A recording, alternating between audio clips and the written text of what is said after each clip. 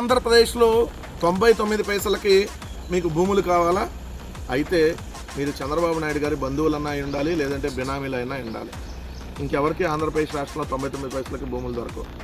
లేదు ఇంకొద్దిగా ఎక్కువ, ఎకరం 100 రూపాయలకి ఏమైనా మెడికల్ కాలేజ్ కావాలా? లేదు కోట్లాది రూపాయల విలువైనటువంటి భూములు కేవలం 1,00,000 రూపాయలకి అలా కావాలా?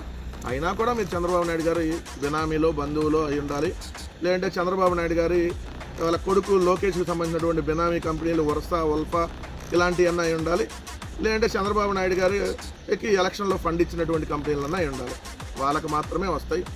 ఎందుకంటే దానిలో భాగమే ఆంధ్రజ్యోతి రాధాకృష్ణకి భూ నజరానా 15 కోట్ల విలువైనటువంటి ఏపీహెచ్బి భూమి 50 సెంట్లు, ప్రభుత్వ భూమి 24 సెంట్లు కలిపి కేటాయింపు. ఏదైతే నిబంధనలకు విరుద్ధం అని చెప్పి 2020లో ఇది రద్దు చేస్తే మళ్ళీ ఇప్పుడు ఆంధ్రజ్యోతి కోరుకున్న చోట చంద్రబాబు నాయుడు గారు భూములు ఇచ్చినటువంటి పరిస్థితి.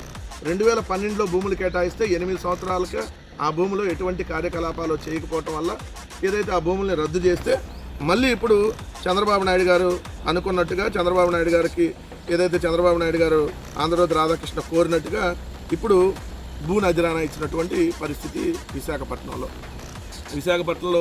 షిప్ యార్డా, లేదంటే విశాఖపట్నం భీమిలి బీచ్ దగ్గర ఉన్న ల్యాండ్లా, లేదంటే విశాఖపట్నంలో ఏదైతే భోగాపురం పక్కన భూములా, లేదంటే రిషికొండ దగ్గర ఉన్న భూములా, ఏది కావాలన్నా ఎక్కడ కావాలన్నా చంద్రబాబు నాయుడు గారి బంధువులు అయితే చీప్, వెరీ చీప్గా, డెడ్లీ చీప్గా, ఏదైతే డెడ్ చీప్గా అంటారు కదా, అలా దోచిపెడుతున్నటువంటి పరిస్థితి. అది లుల్లుగాళ్ళక, లేదంటే కపిల్ చిట్ ఫండ్స్గా, లేదంటే సత్వా రియల్ ఎస్టేట్గా, లేదంటే బెంగళూరులో ఉన్న ఏఎన్ఎస్ఆర్ రియల్ ఎస్టేట్గా, లేదంటే మీరు అన్నట్టుగా ఉర్సాక, లేదంటే ఉల్ఫాక, లేదంటే ఆంధ్రజ్యోతిగా, ఎవరికైనా అతి తక్కువ రేటుకి భూముల్ని చీప్గా, అతి తక్కువ కూడా కాదు, చీప్, వెరీ చీప్గా చంద్రబాబు నాయుడు గారు కట్టబెడుతున్నటువంటి పరిస్థితి క్లియర్గా కనపడతా ఉంది.